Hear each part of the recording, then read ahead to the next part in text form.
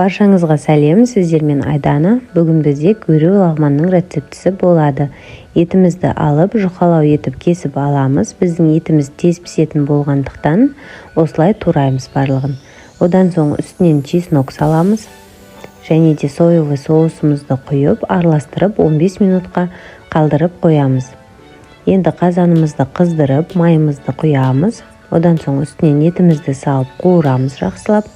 Және де чесногымызды саламыз. Жақсылап қуырып, үстінен пиязымызды салып, қалған продуктымызды турап болғанша қалдырып қоямыз қуыруға. Енді болгарский перецімізді алып осылай тураймыз. Және де сельдерейді аламыз, жапырағын алып тастап, қалғанын осылай турап шығамыз. Енді капустамызды тураймыз. Және де помидорымызды алып майдалап турап шығамыз. Енді қалған сельдерейдің жапырағын тураймыз, және де көк пиязымызды алып турап аламыз. Енді өзімізге керек приправаларды аламыз. Менде лагманға арналған және де қара бұрыш пен қызыл бұрышты алдым.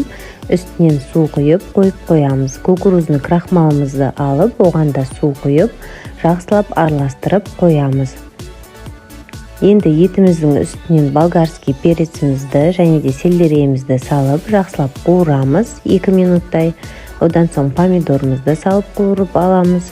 Ал енді капустамызды саламыз. Оны да жақсылап 2 минуттай уақыт қуыру қажет. Енді үстінен томатымызды саламыз. Одан соң қалған сельдерейдің жапырағы мен көк пиязымызды салып араластырамыз. Үстінен приправа қосылған суымызды құямыз. Кукурузный крахмалымызды су құйып, жақсылап қайнатып аламыз.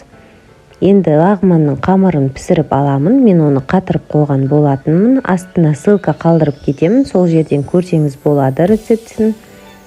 Біздің қазанымыз қайнады.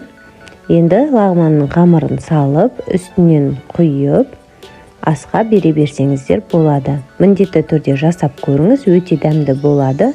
Видеоны соңына дейін көрген болсаңыз, каналыма тіркелуді ұмытпаңыз.